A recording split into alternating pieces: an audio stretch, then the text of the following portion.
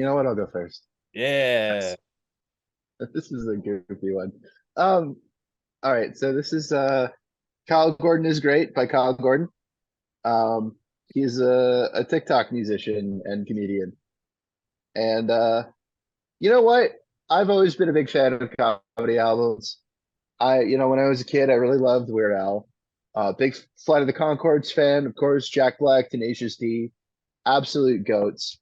So it's not definitely like my favorite thing to listen to, but I definitely appreciate a good comedy album, and I think this one's great.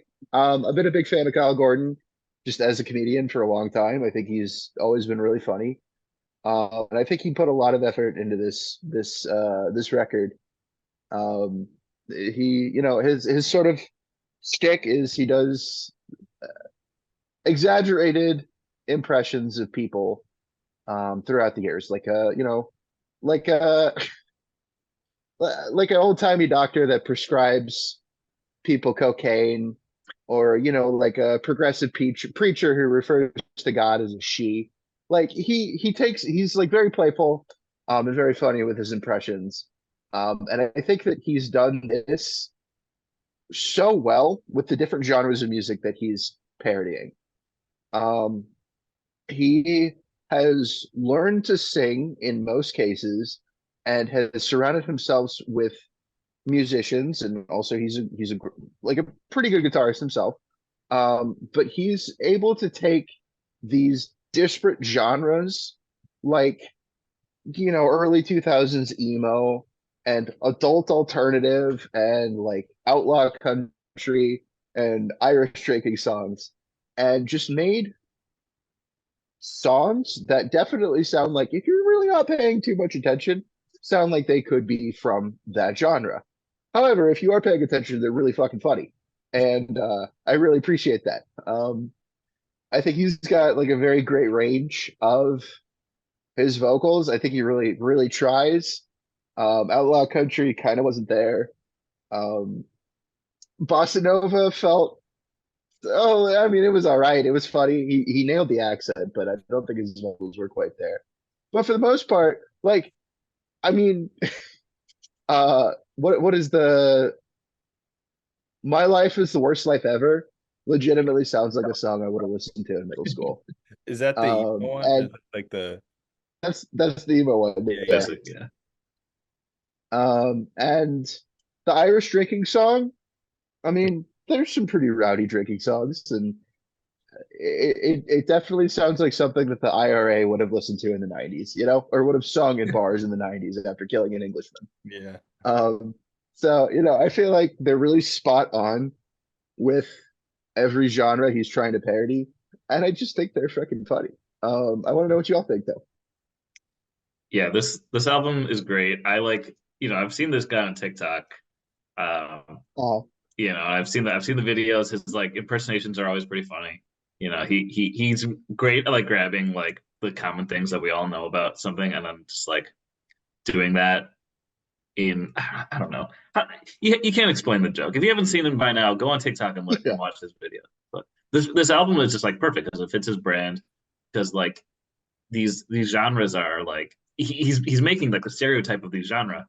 Um, and it's so funny because like they're so well produced. They sound so good, these songs.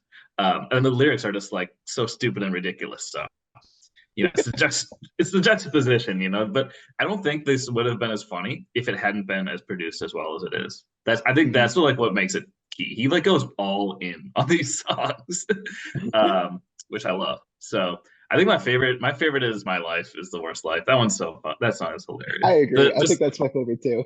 I've seen like the clips on TikTok, but like once you get into like the lyrics, I can't remember. I think it was like the second verse. I was like laughing out loud. It was hilarious. Planet of the Bass is probably the biggest one on here, and went Mhm. like super viral last summer. Um, and is you know, I think kids will be writing essays about that song in like 10 years. 10, Uh, 20 years. They're gonna be looking back and be on like writing dissertations on Planet of the Bass and DJ Crazy Times. So. Yeah, an iconic album of the Right. early 2020s. Yeah, I also, knew this guy from, TikTok and online.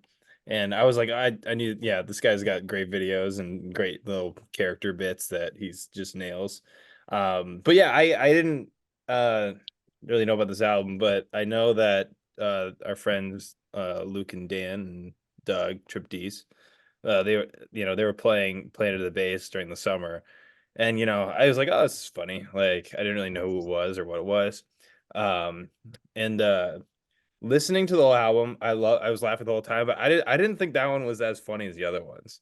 So it's funny like knowing that one going in, but anyway, I thought it was so funny. I was laughing literally the entire time.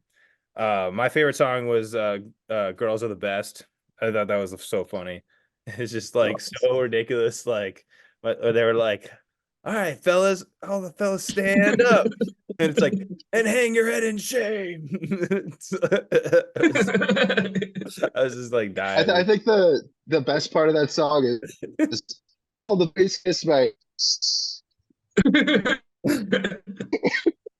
great because like you get these like 10-second clips or whatever on TikTok. This album is totally worth listening to because all like the entirety of the songs are all good, and there's like so many different other parts that like totally take you by surprise. Anyway, sorry.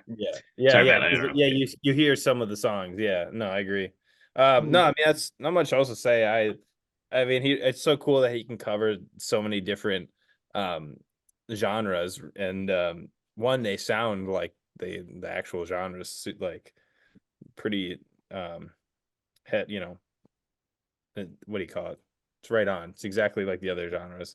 And it's just hilarious how he portrays them. And you also have like the radio station kind of vibe that he puts it to it too, which we should also mention, which I think is a fun little way to change up the genres as you keep going. Yeah, great stuff. I'm so glad you chose this one. First comedy album. That was cool. Yeah.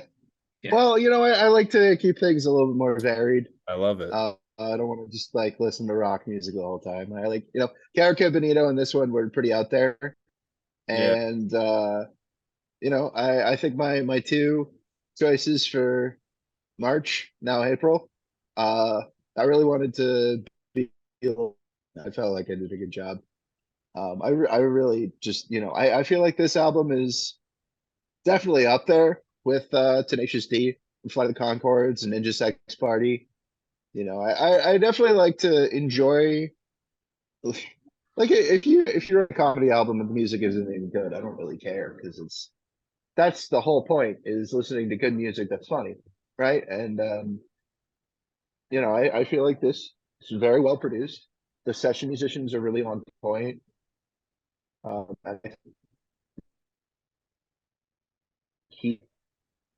Vocals, it's not easy, sing, a girl power country song and then singing a bossa nova song and then, getting really into like mid 2000s emo. And I think it's not perfect, of course. Like, he's kind of a goofy, guy. So he's not going to get all of them right, but they sound pretty on point. And they're all hilarious. So, yeah, I really like this one. It goes up there with some of my other favorite comedy albums. I listen to for sure. But I will tell you, I was listening to the Irish drinking song on repeat with my friends on St. Patrick's Day. So that was great. Definitely. If I was going to rate this album, for a comedy album, I gave it a 10 out of 10. For an actual just like record in a vacuum, I'd probably give it like a 8 out of 10. I think it's great. I think it's really good. It's Is well it crafted. a daily listen? No, Yeah. Of course not. What's that? The well crafted thing. It's well produced. It's just so well produced. That's what makes it so funny. Yeah, I agree. Thanks for watching that video. If you want to watch more of us talk about music, check us out. We got a lot of awesome videos for you to listen to.